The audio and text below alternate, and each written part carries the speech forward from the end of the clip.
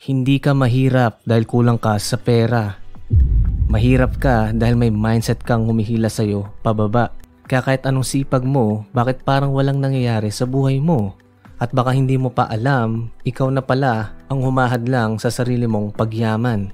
In this video, alamin ang 8 mindset na humahadlang sa'yo at kung paano mo to mababago para ikaw ay umasenso. Pero before we start, like and subscribe. Kaya kung handa ka na, let's go! Number 1, sapat na ang sweldo ko mindset. Okay na to. At least may kinikita ako. Pero alam mo ba, ayon sa 2023 SWS survey, 51% ng mga Pilipino ang nagsabing mahirap sila at 30% naman ay borderline poor. Ibig sabihin, kahit may sweldo ka, marami pa rin ang hindi ramdam ang ginhawa o financial stability. May sapat kang sweldo ngayon, pero kapag dumating ang emergency, kaya mo pa ba? Marami sa atin ang kontento, hindi dahil sapat na talaga, kundi dahil takot tayong humakbang palabas ng comfort zone.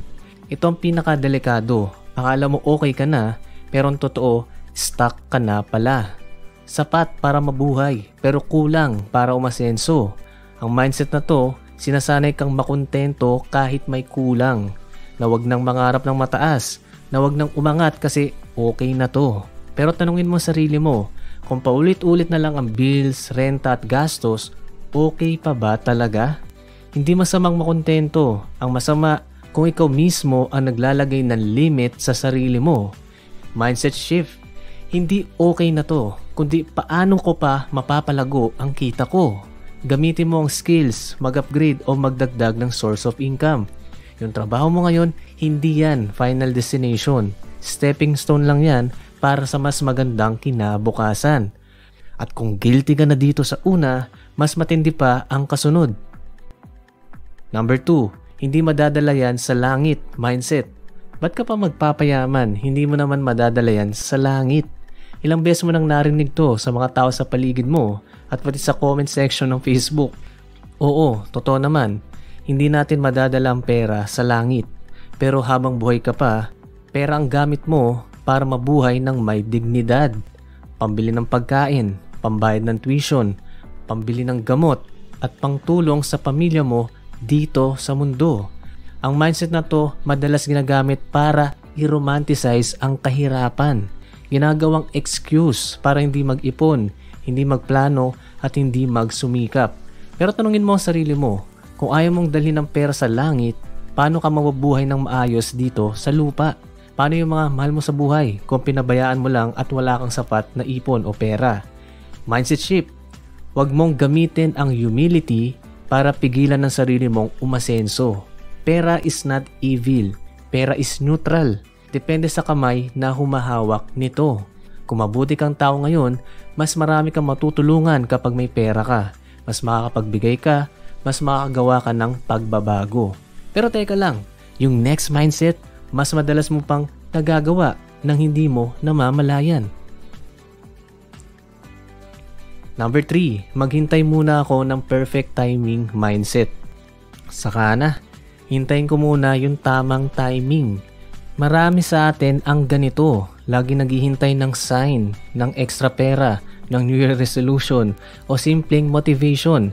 Pero habang hinihintay mo ang perfect, lumilipas ang panahon. Nawawala mga oportunidad. Habang nag-iisip ka pa, may ibang nakakapagsimula na. Masakit man, pero walang perfect timing.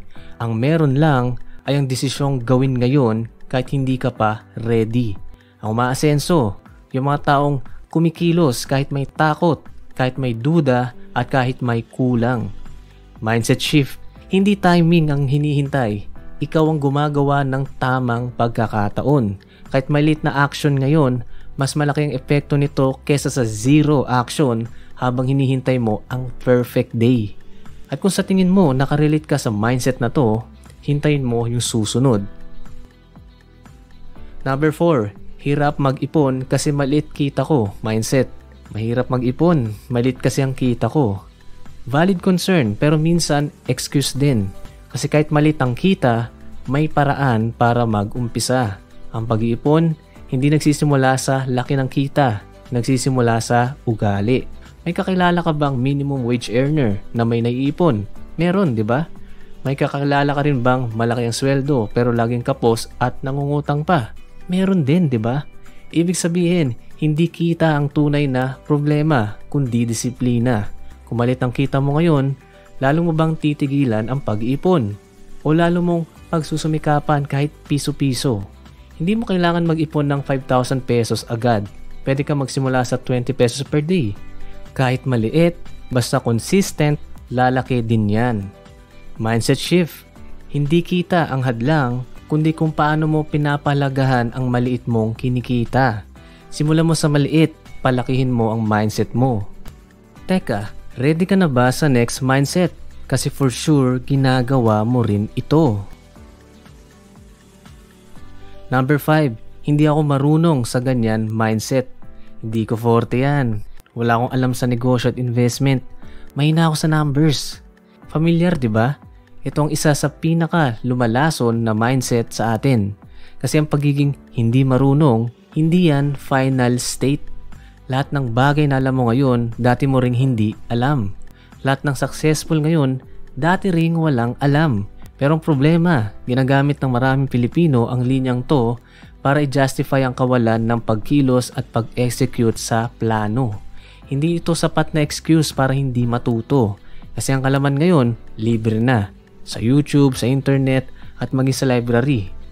Ang tanong, gusto mo ba talagang matuto o ginagamit mo lang ang hindi marunong bilang excuse? Mindset shift. Hindi mo kailangang maging expert. Kailangan mo lang mag-umpisa. Hindi mo problema kung wala kang alam ngayon. Problema mo kung wala ka pa rin ginagawa para matuto bukas. Pero teka lang, sa next mindset malamang mapapangiti ka. Pero sa totoo lang, itong isa sa pinakamalupit na magpapahirap sa'yo. Number 6, sayang ang sale mindset. Minsan naiisip mo to, sayang, naka-sale, kailangan ko tong bilhin. Pero kahit hindi mo naman kailangan at dahil naka 10% off, binili mo pa rin. Pero ang tanong, sayang ba talaga? O gumastos ka lang para makatipid kuno? Pero ang ending, wala ka pa ring naiipon. This is one of the most common traps kaya di ka umaasenso sa buhay. Emotional spending disguised as smart buying. Lalo na sa Pilipinas kung saan halos buwan-buwan may 33, 44, 55 na sale sa Lazada at Shopee. Akala mo nakatipid ka pero ang totoo gumastos ka lang sa bagay na hindi mo talaga kailangan. Mindset shift. Laging tanungin ang sarili, kung hindi naka-sale to, bibilin ko pa rin ba? Itong next mindset naman ang nagpapabagsak sa ipon ng maraming tao kahit may good intentions sila. Number 7, pag may extra na ako, mindset. Tsaka na ako mag-ipon pag may sobra. Tsaka na ako mag-invest pag may extra na akong pera. Sounds safe pero itong mindset na siguradong magpapabagal sa pag-angat mo. Kaya ito rin ang dahilan kung bakit maraming Pilipino ang 50 na pero wala pa ring ipon. Bakit? Kasi laging may gastos, laging may biglaang bayarin, laging may deserve ko to moments. Kapag ang ipon mo laging optional, hindi ka makakaipon kahit kailan. At kung pag-invest mo laging pag may extra na, hindi ka makabuo ng assets kahit magsumikap ka pa buong buhay. Mindset shift. Gawing non-negotiable ang pagtatabi ng pera kahit piso pa yan. Pay yourself first. Dapat ang mindset. Bago ang bills, ang wants, bago ang lahat. Kasi ang ipon at investment hindi ginagawa pag may extra lang. Ginagawa mo yan para magkaroon ka ng extra at ng better future. Itong next mindset, akala mo joke lang pero nagiging seryosong problema na pala. Number 8, bahala na si Batman mindset. At first, nakakatawa. Pero sa totoo lang, itong mindset ng taong sumusuko sa responsibilidad. Itong bahala na mentality. Madalas itong nagre-resulta sa passive financial behavior. Ibig sabihin, hindi proactive ang tao sa paghahanda sa future. Ang bahala na mindset, madalas nagiging excuse para hindi magplano, hindi mag-ipon, at hindi mag-invest. Parang hinahayaan mo na lang ang buhay mo sa swerte. Mindset shift. Kung gusto mong umasenso, kailangan mong umaksyon, hindi umasa lang. Ang tunay na aayos sa buhay mo, walang iba kundi ikaw. Pero teka, Hindi pa to tapos. Congrats! May bonus tip ako para sa'yo dahil umabot ka pa dito. At baka mas delikado pa tong mindset na to sa lahat ng nabanggit natin kanina. Okay, bonus tip. Posibleng ito rin ang reason kung bakit unconsciously ayaw mong yumaman. Number 9. Ayoko yumaman, baka yumabang ako mindset. Yes, this is real. Maraming Pilipino ang subconsciously takot yumaman. Hindi dahil ayaw nilang umasenso, pero dahil takot silang ma-judge, kaiinggitan, o baka layuan sila ng mga kaibigan dahil nagbago at nagyayabang na. Pero tandaan mo, ang pera hindi nagpapayabang. Pinapalabas lang ng pera kung sino ka na talaga. Kumbaga, enhancer lang yan, parang microphone.